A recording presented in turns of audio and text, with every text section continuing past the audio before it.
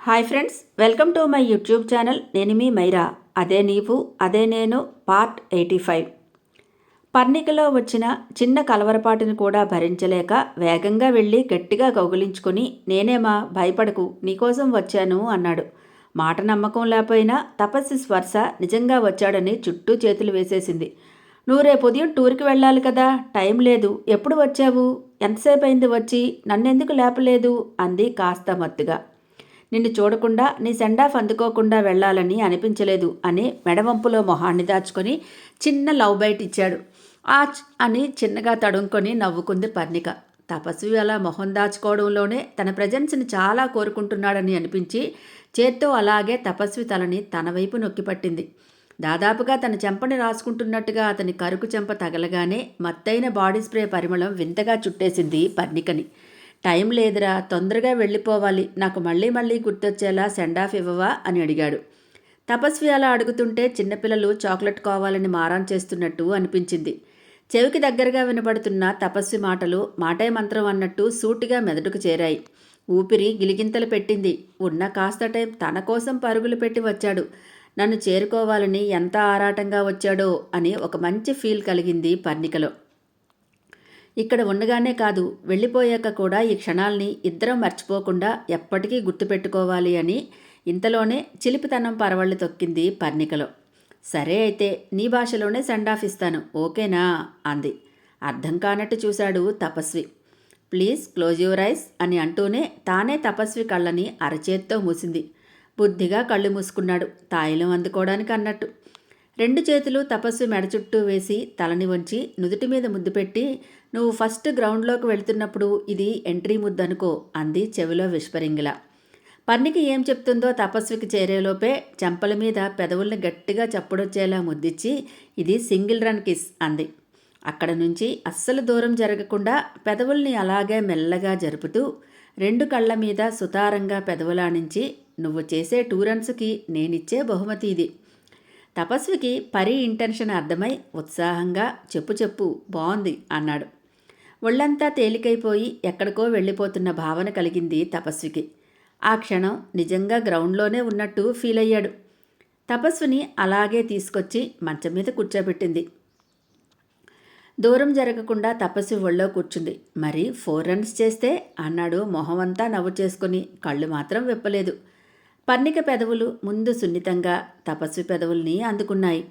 మొదలుపెట్టింది పర్ణికైనా ఎంతసేపటికి వదలడం లేదు తపస్వి.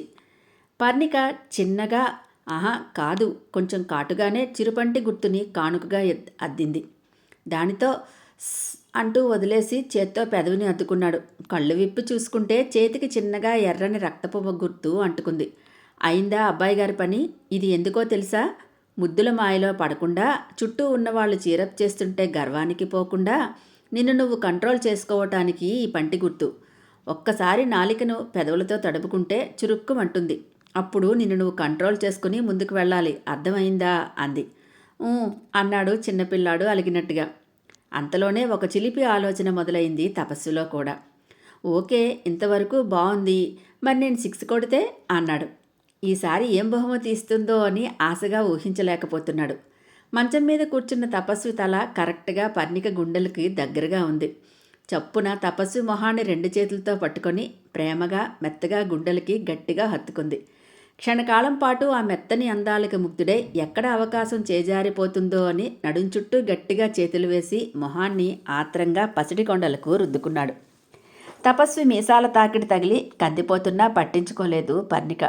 2 నిమిషాల పాటు ఆ అందాలన్నీ తన సొంతం అన్నట్టు చిరుముద్దుల ముద్రలు వేస్తూనే ఉన్నాడు. పర్ణిక మైమరుపుతో తపస్వి అల్లరికి నవ్వుకుంది. స్టాప్, ఇక ఇక్కడతో ఆపేయాలి అని నవ్వుతూ తపస్వి మొహాన్ని వెనక్కి జరపాలని 2 చేతులతో దూరం చేసింది.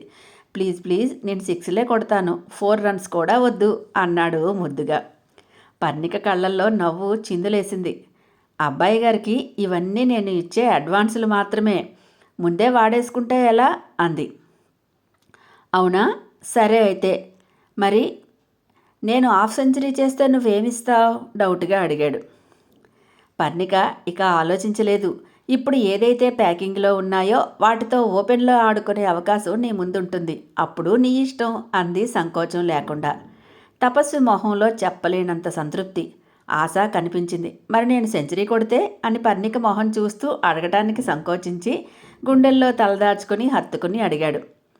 Man of the match mister Alam Tapasvi అని అనౌన్స్మెంట్ విన్న రోజు తప్పకుండా అప్పుడు నీకు వెల్కమ్ పార్టీ ఘనంగా ఇచ్చుకుంటాను. ఇప్పుడు సెండ్ ఆఫ్ పార్టీ కంటే డబుల్ త్రిబుల్ అవుతుంది. మనిద్దరి మధ్య పెళ్లితో సంబంధం లేని మంచి పార్టీ ఇస్తాను. అప్పుడు మాటలు లేవు, మాట్లాడుకోవడాలు లేవు. ఎదురు చూస్తూ ఉంటాను అలాంటి రోజు రావాలని ఎంతగానో అని కళ్ళల్లో కళ్ళు పెట్టి చెప్తుంటే ఆగలేకపోయాడు. అబ్బా, ఇంత నచ్చేస్తున్నావేంటమ్మాయి అని ఇలాంటి మధురమైన క్షణాలు మళ్ళీ రావేమో అని పర్ణిక ఊపిరి వేడి అంత దగ్గరగా తగులుతుంటే తన ఊపిరి ఆగిపోతుందేమో అనిపించింది తపస్వికి. పర్ణిక గుండె చప్పుడు స్పష్టంగా తపస్వి గుండెకి చేరింది. అలాగే మొహంలో మొహం పెట్టి చూశాడు. తను చెప్పిన దానికి సెన్స్ ఫీల్ అయినట్టు గుండెలు అదిరిపడుతున్నాయి. శ్వాస వేగంగా తీసుకుంటోంది. ఆచ్ఛాదన లేని వీపు మీద తపస్వి చేతులు కదిలి కోరికని రెచ్చగొడుతున్నాయి. స్లీవ్లెస్ నైటీ భుజాలు దాటి కిందకి జారింది.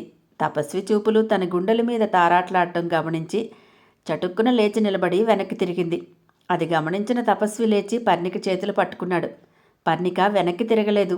తపస్వి దూరం తగ్గించాలని, మళ్ళీ మళ్ళీ ఇలాంటి అవకాశం రాదు, ఇంత తన్మయత్వం నీకు తగునా చెలి అని వెళ్ళి గాఢంగా కౌగిలించుకొని గుండెల్లో దాచుకున్నాడు. ఉలిక్కిపడిన పర్ణిక దూరంగా తోసేయలేదు. ఏం జరుగుతుందో, మనసుకి ఏమవుతుందో కూడా తెలియలేదు. ఏం చేయాలో తెలియనట్టు అలాగే నిలబడిపోయింది. చేతులు అనుకోకుండానే భుజం మీద ఉన్న తపస్వి తలలోకి వెళ్ళి గట్టిగా హత్తుకున్నాయి. డీప్గా ఉన్న ఫ్రంట్ నెక్ లైన్ని తపస్వి వేళ్ళు మృదువుగా రాశాయి. కరుకు గడ్డం ముందుగా భుజం మీద తగులుతుంటే తర్వాత సున్నితమైన మీసాలు మెడవంపులో గుచ్చుకుంటూ చేతివేళ్లు గుండెల మీద గిలిగింతలు పెడుతుంటే తట్టుకోవడం కష్టమైపోయింది. ఎక్కడికో ప్రయాణిస్తున్న చేతివేళ్లని పట్టుకొని తపస్విని తిరిగి హత్తుకుంది. నువ్విచ్చేవి తిరిగొచ్చి అందుకుంటాను. నేను ఇచ్చేవి పుచ్చుకొని తిరిగి వచ్చాక అసలుకి వడ్డీ కలిపి ఇవ్వటం మర్చిపోకు బంగారు అని మొహం అంతా కోరికని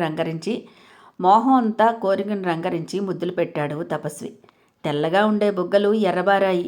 పెదవులు కంది మరింత ఎరుపుని అద్దుకున్నాయి. ఒకవైపు నైటీ స్ట్రాప్ భుజం మించి జారి గుండెల్లో దాక్కుంది తపస్వి ముద్దుమోము. ఇద్దరిలో పెరిగిన ఊపిరి సడిని పసిగట్టి వెన్ను నిమిరి చల్లబరిచాడు ఆమెని. అంతలోనే చిన్నగా అలర్ట్ చేసింది తపస్వి అలారం.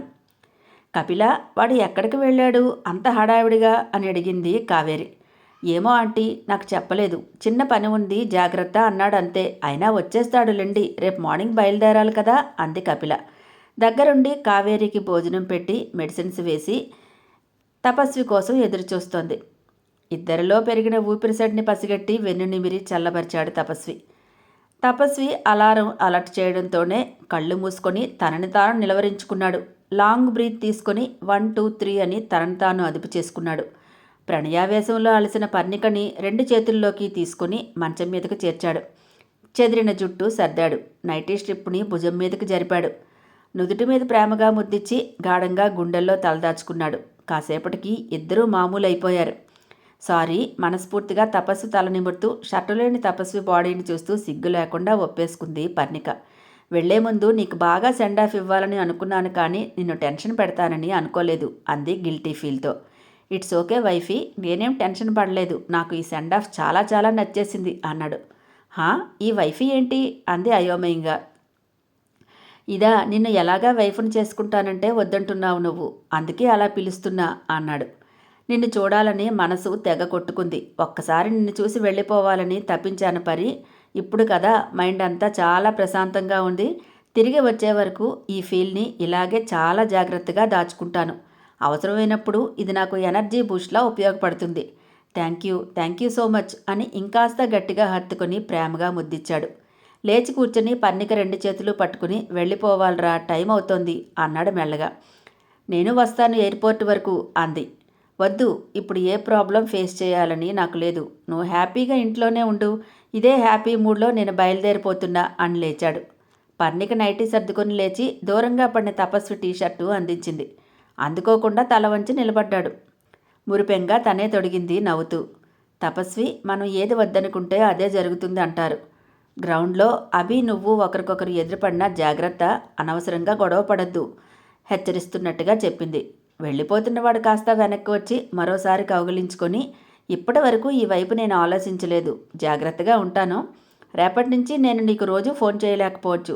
నువ్వు మాత్రం నాకు మెసేజ్ చేస్తూ ఉండు. నేను చూశానా లేదా అని అనుకోకు. ఎప్పుడో ఒకసారైనా ఫోన్ ఓపెన్ చేస్తాను కదా, మర్చిపోకుండా మెసేజెస్ చేస్తుండు అన్నాడు. నేను మర్చిపోను. తప్పకుండా ఖాళీ అయినప్పుడల్లా మెసేజ్ చేస్తూనే ఉంటాను.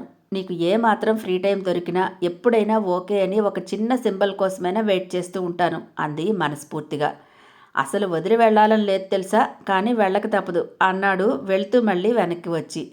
పర్ణిక ఎప్పుడో తల్లి తన కోసం పంపించిన రక్షాదారాన్ని తెచ్చి తపస్వి చేతికి కట్టింది. నువ్వు కూడా కడుతున్నావా? ఇదిగో అమ్మ కూడా కట్టింది చూడు ఎన్ని ఉన్నాయో అని చేతికి చూపించాడు. వాటితో పాటే ఇవి కూడా అనుకో అంది నవ్వుతూ.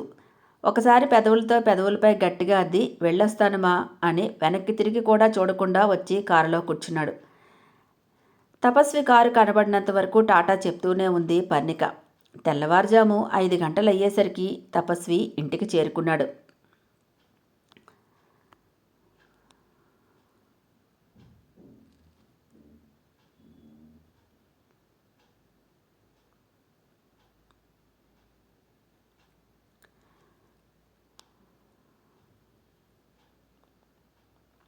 హాయ్ ఫ్రెండ్స్, నా ఛానల్ నచ్చితే కనుక లైక్ చేయటం, షేర్ చేయటం, సబ్స్క్రైబ్ చేసుకోవటం మర్చిపోకండి.